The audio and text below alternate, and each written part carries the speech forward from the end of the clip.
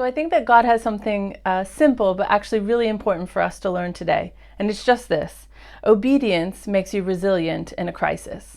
I'll say that so you catch it. Obedience makes you resilient in a crisis. We're looking at Luke chapter 6, sentences 43 to 49.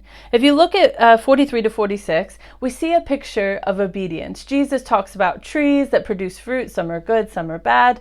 And he says in sentence 46, "Why do you call me Lord, and you don't even do what I say?" This is all about obedience. Why are you saying all these things? You're saying that you love me. You're saying that you're a Christian. You're saying that you follow me. But the fruit of your life says something different. You're not being obedient. So he gives us this picture of obedience. Then in the end of the chapter, in sentences 48 and 49, we get a picture of resilience. Jesus tells us a story, a maybe mini parable, if you will, about two houses and two builders. And he says one of the builders digs deep, finds a bedrock, and builds his house on a foundation of rock, whereas the other builder builds his home just on the soil on the top. And obviously the one built on the stronger foundation is more resilient, it's stronger, it stands up against the storm and the torrent that comes its way. So we have these two pictures, one of obedience and one of resilience. And what's absolutely critical is that Jesus connects these two, perhaps in your mind, a little bit in my mind, seemingly unrelated stories. He connects them together in sentence 47. Take a look with me. It says, "As for everyone who comes to me and hears my words and puts them into practice, I will show you what they are like."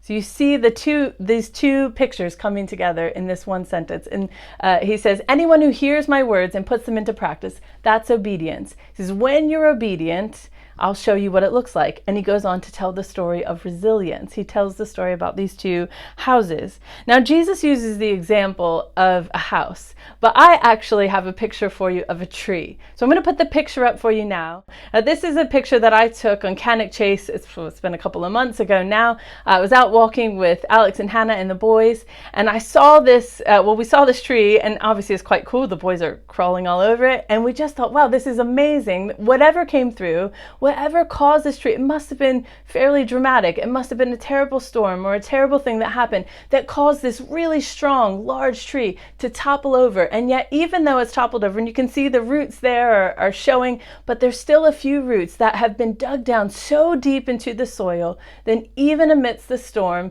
it was able to hang on. And it hung on long enough not only to survive, but eventually, you see there's a branch there that actually grows down. It starts to grow again. It doesn't look like the tree that it used to be, but it survived. It was resilient because of the depth of its roots.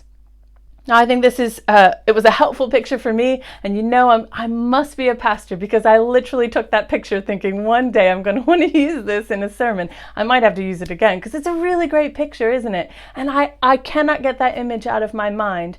And at a time like this, let's be honest, it doesn't matter actually when lockdown ends. We all know the adversity will not end just because lockdown ends. As much as we're hoping for things to move forward, I think this lesson about adversity is really critical for us to grab a hold of right now.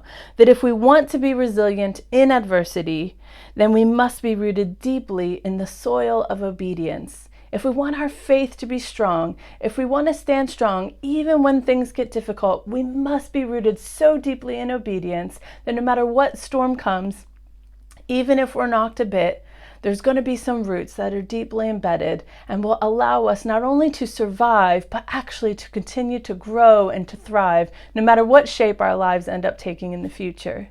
So the challenge or the question that I have for you today, and as you go into the rest of this weekend, is to consider where God might be calling you to be obedient. Where do you need to sink down deeper roots? Where do you need to prepare so that you're able to be resilient in the weeks and months ahead?